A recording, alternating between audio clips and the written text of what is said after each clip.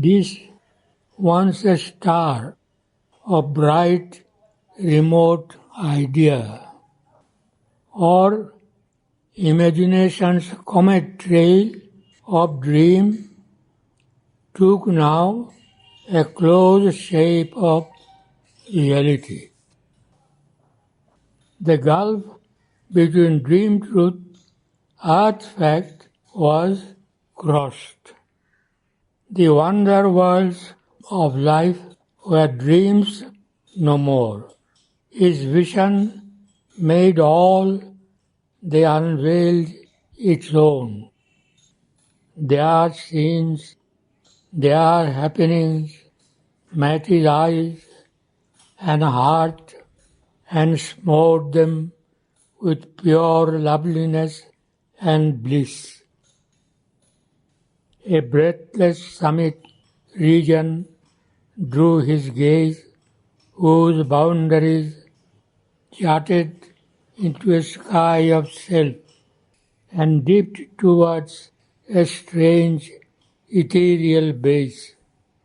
The quintessence glowed of life's supreme delight on a spiritual and mysterious peak. Only a miracle's high transfiguring line divided life from the formless, infinite, and sheltered time against eternity. Out of that formless stuff, time mints his shapes. The eternal's quiet holds the cosmic act.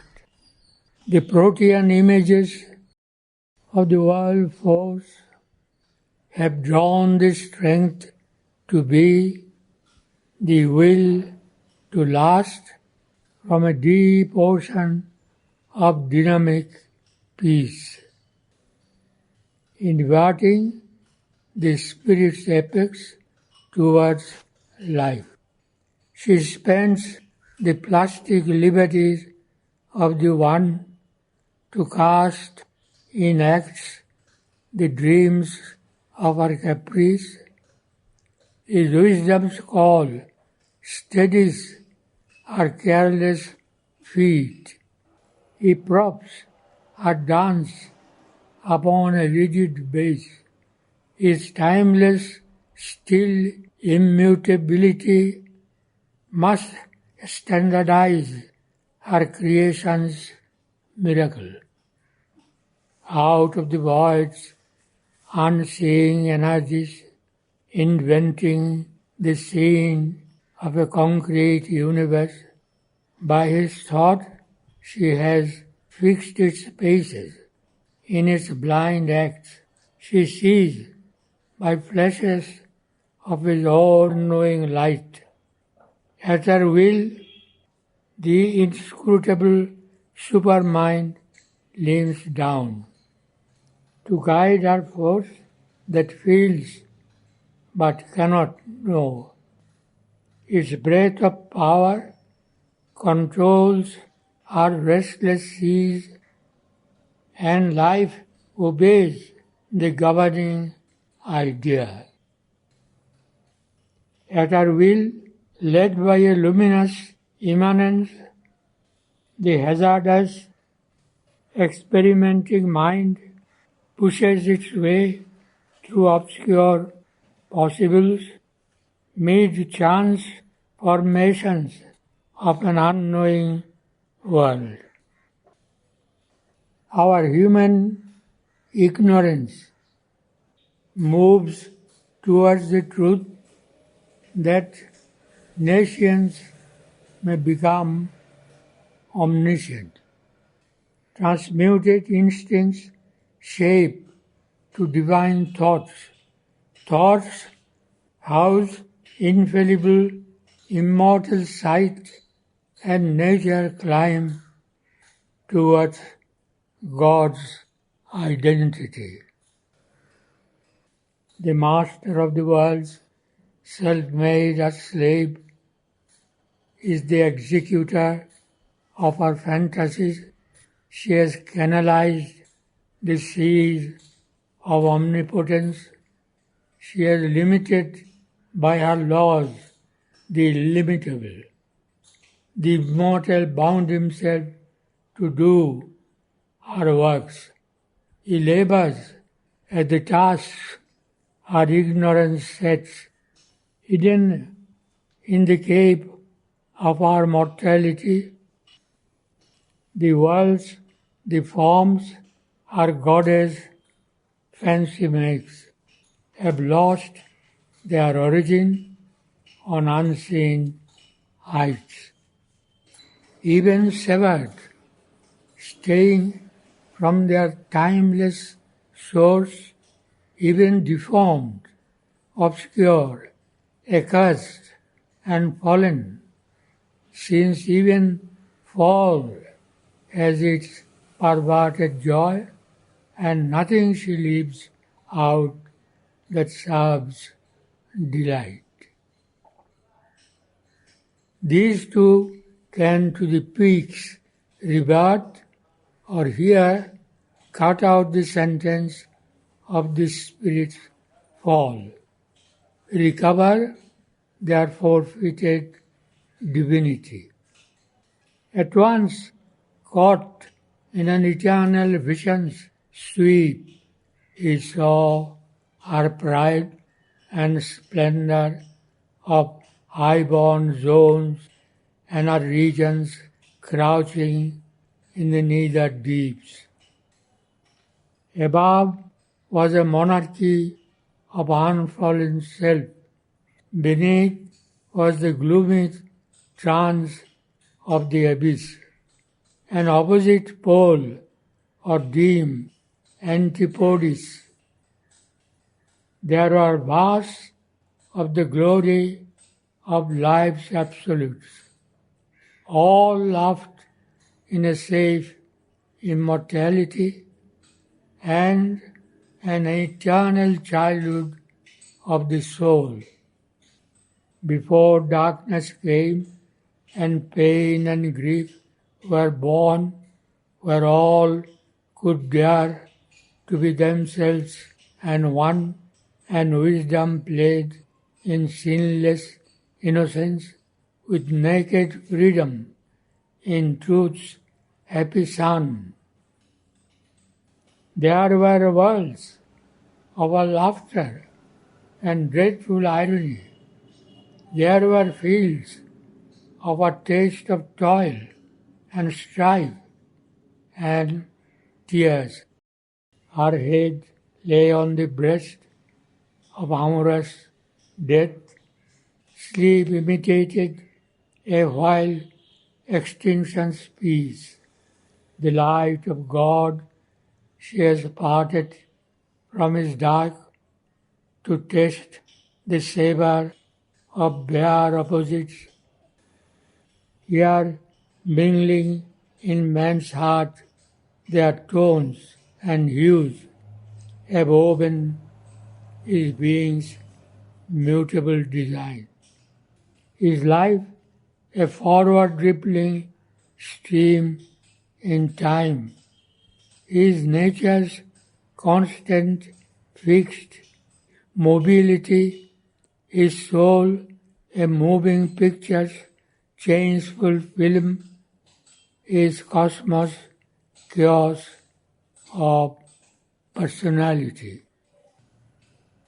The grand creatrix with her cryptic touch has turned to pathos and power being's self-dream, made a passion play of its fathomless mystery. But here were worlds lifted halfway to heaven. The veil was there, but not the shadowy wall.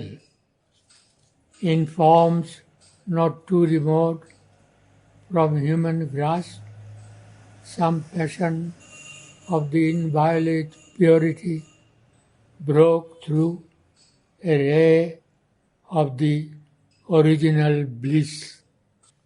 Heaven's joys might have been earth's if earth were pure.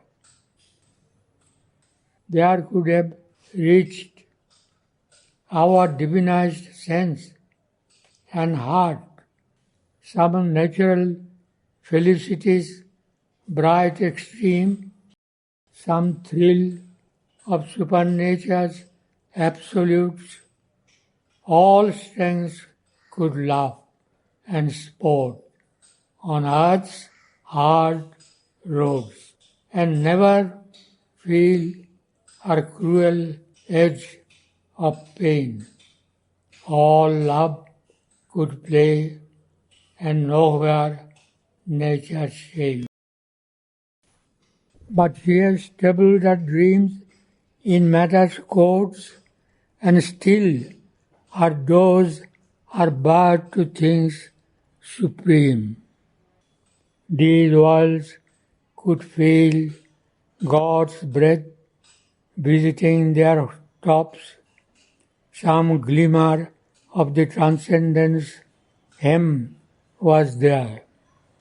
Across the white ionic silences, immortal figures of embodied joy traversed wide spaces near to eternity's sleep.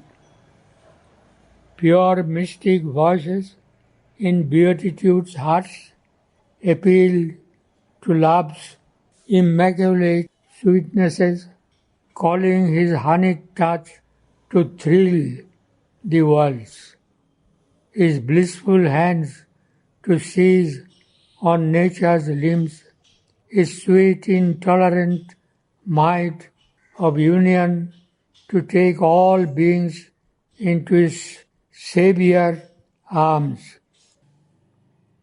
drawing to his pity the rebel and the waif, to force on them the happiness they refuse, a chant hymeneal to the unseen divine, a flaming rhapsody of white desire lured an immortal music into the heart and woke the slumbering ear of ecstasy.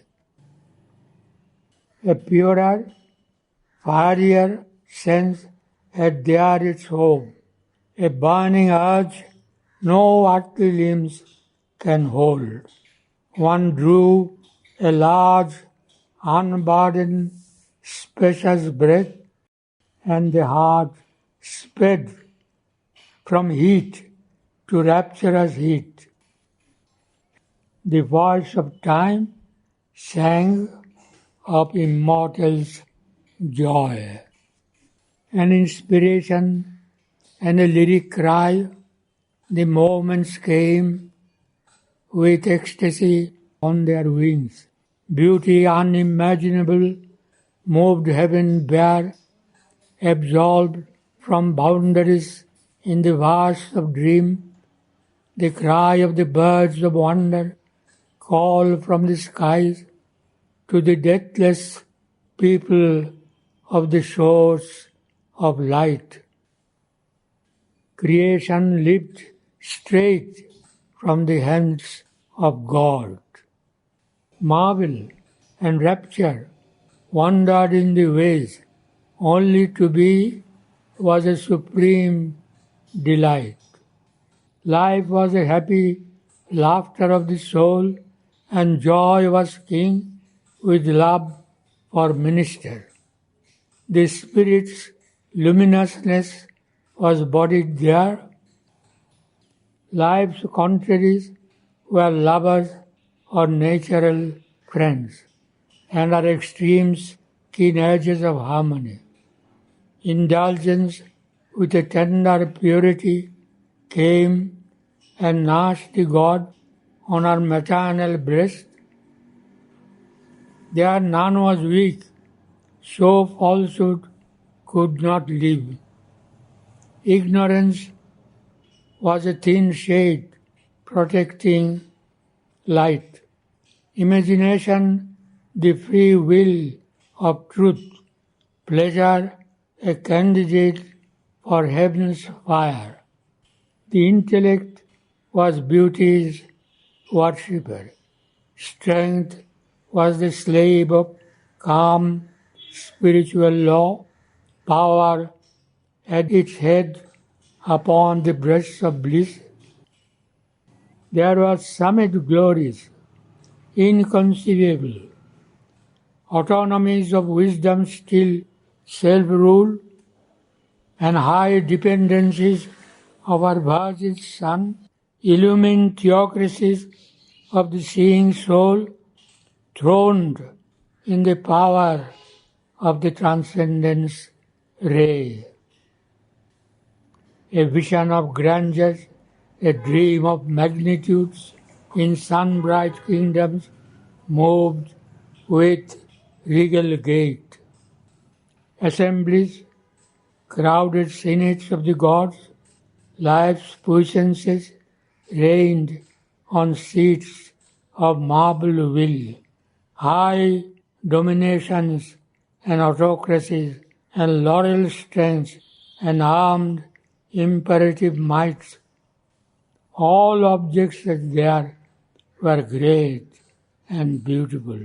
All beings wore a royal stamp of power.